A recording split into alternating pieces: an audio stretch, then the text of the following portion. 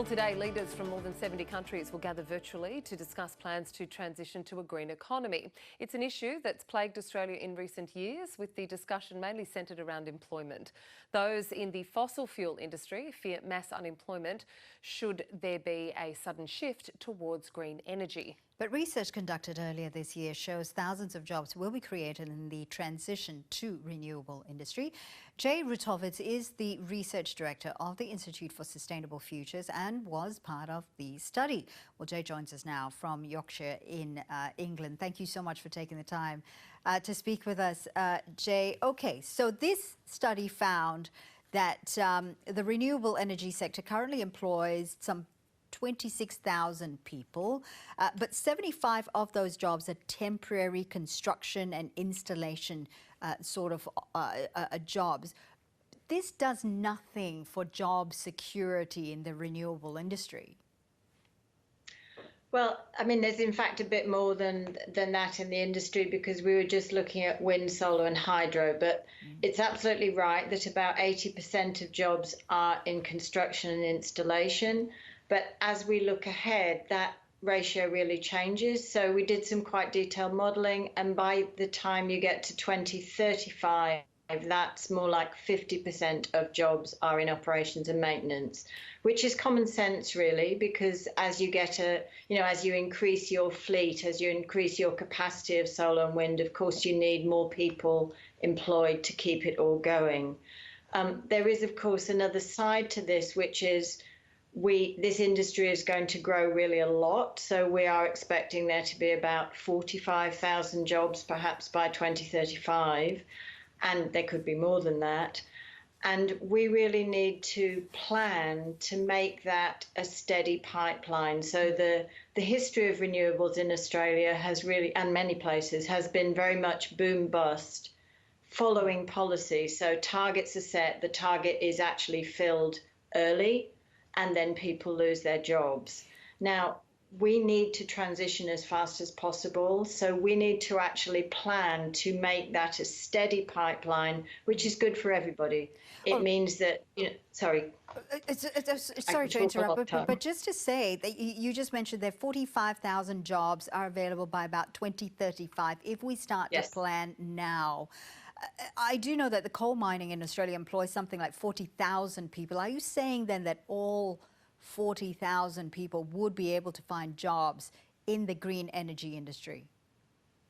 No, because there isn't where the renewable energy industry can certainly play a part, but it's not for a one-for-one. So how many people can move over to renewables from the coal industry will depend on the timing, the location, and of course the type of job. So there is a good correspondence for many things like the construction, the management, the technician, mechanical engineers, but there is a site, probably about a third of the machine operation jobs, which would be about a third of the coal force. There wouldn't be a direct correspondence. And also the jobs in coal are much more concentrated in a single area, where the renewable energy jobs are more spread out, which is good in some ways because it's across regional areas. So it will be a part of it, but it certainly won't be the whole answer. And we need to start planning for that now. We know this is going to happen. Partly, of that 40,000, 3/4 of those are actually in coal for export, nothing to do with our domestic industry. And that demand is going to disappear eventually. So whether it's because renewables are actually cheaper than coal, or whether it's just because of climate targets and countries aren't going to be importing our coal when they can't even burn their own.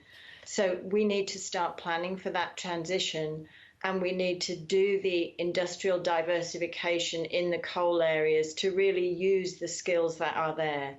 And it takes time to diversify an industry and bring in new industries. So we need to start that planning now. And absolutely, renewables will play a part in it, and the new industries will be powered by renewables. But it's not just that you can go, right, we had coal and we exported a lot of it, and then we can, we'll have a lot of renewables. So even though it's the same number, it's not going to employ all those people. And we really need to plan for this and do it as a joint effort between government, the communities, and indeed the coal industry. All right, Jay, are there any success stories overseas in terms of this transition from fossil fuel industry and the jobs, of course, to greener industries as well? And can we, as Australians, emulate that model? So this has been done in other places. Germany has been pretty successful about transitioning their coal areas. The Ruhr area has transitioned over. I think it took about 20 years of planning, so it was a planned transition. And we know that this is going to happen. So we need to be putting things in place now. We shouldn't leave it until those jobs disappear. We need to start planning for diversification, bringing in education where it's needed, putting in policies so that people can retrain and do get compensated. But certainly in Germany, they've done it without any forced redundancies. Now, they did have an older workforce than we have here in Australia in the coal industry. So that just means we have to put even more effort into this. Jay, just before we let you go, and this isn't meant to be a political question, but what do you make of the fact that Australia hasn't been given a seat at the table at this climate summit to outline their climate change policies going forward? Is Australia being snubbed by the rest of the world? No, it reflects the lack of ambition. I mean, our targets for 2030, they are, it's not that we're not going to meet them, but they are nowhere near what we need to do and what we could do. And in fact, the state targets are, I think, without exception, higher than our national target. And really, what better time is there than now to act? We are coming out of a pandemic. We need to create jobs. So we need to act on climate, and we are also really marginal. We are very at risk from climate change, as we saw last year with the fires. And we also have renewable resources, frankly, that are the envy of the world. So what better time is there than this to actually act? And it presents us both, with enormous opportunities. And frankly, I can't understand why we aren't taking more action and embracing both the need and the opportunity. Jay Rutovitz of the Institute for Sustainable Futures, thank you so much for sharing your insights with us. It's my pleasure.